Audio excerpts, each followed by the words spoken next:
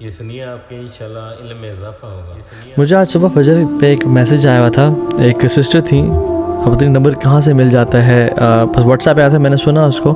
کسی اور شہر کی تھیں. وہ کہتی ہیں کہ تو ہاں بھائی ہم وی ور ڈوئنگ فائن, ہم سب کچھ بہترین تھا.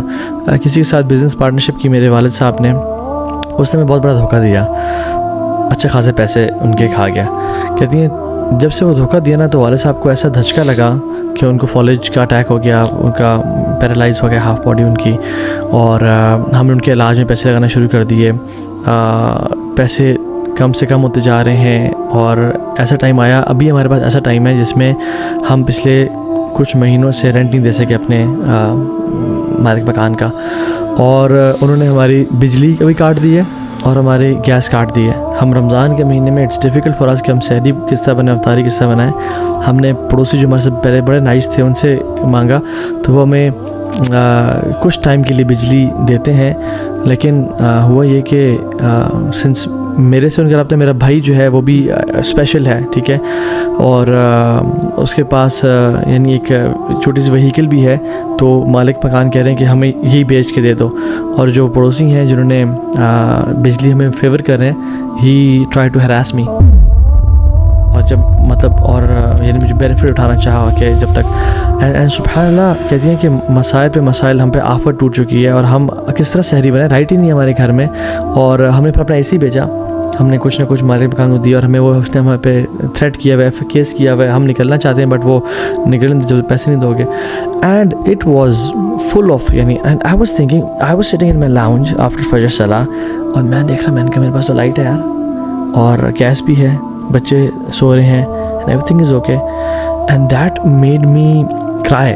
کہ یا اللہ تو نے اتنے نعمتیں ہم پہ کی ہوئی ہیں, اتنے احسانات میں ہم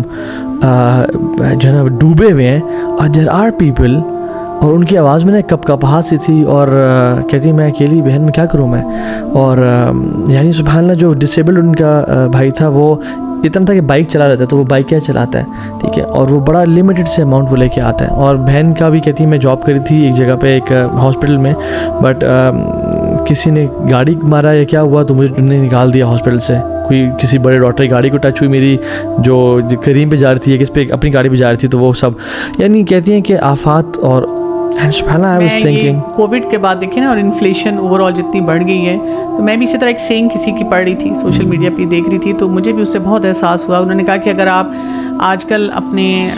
کھانے کی ٹیبل پہ یا گھر میں وہی کچھ رمضان میں انجوائے کر رہے ہیں جو آپ پچھلے سال کر رہے تھے, تو آپ اللہ کا شکر ادا کریں. بالکل, اس وقت بہت فیملیز ایسی ہیں جو کچھ نہیں افورڈ کر پا رہی. اور باقی اس کے بعد میں نے بھی سوچنا شروع کیا, کیونکہ اللہ تعالیٰ نے ان لوگوں کو بھی ہمارے لیے اس طرح ایک نعمت ہی بنایا ہے نا کہ ہمیں احساس ہو کہ ہماری کیا رسپانسبلٹیز ہیں, اور جو ہمارے پاس ہے ہم اس پہ شکر بھی ادا کر سکیں. جب ایسے لوگ ہمارے ساتھ اپنے دکھ نہیں شیئر کریں گے تو نہ ہمیں کوئی احساس ہوگا, نہ ہم ان کے بارے میں سوچیں گے, نہ اپنی نعمتوں کو دیکھ سکیں. اور جب نعمتیں انسان کی زندگی میں آتی رہتی ہے نا, تو وہ اتنا انسینسٹیو ہو جاتا ہے نعمتوں پہ, کہتا ہے یا اللہ بس ٹھیک ہے, اور وہ شکر ادا نہیں کرتا. اور شیطان نے تو کہا تھا ولا تجد اکثرهم شاکرین. اور اسی لیے نا یہ پازیٹیو سائیکالوجی کا بھی پرنسپل ہے کہ آپ صبح جب اٹھیں تو first thing you should do is کہ 5 چیزوں پہ گریٹیٹیوڈ, کہ کن 5 چیزوں پہ مجھے شکر ادا کرنا ہے. کسی کوئی بھی سچویشن ہو, وہ کون سی 5 ہیں ابھی بھی میرے پاس اللہ کی نعمتیں. تو جب آپ اٹھتے ساتھ ہی اپنی نعمتوں کو کاؤنٹ کرنا شروع کرتے ہیں تو پھر آپ کے لیے آگے بھی آسانی. Subscribe.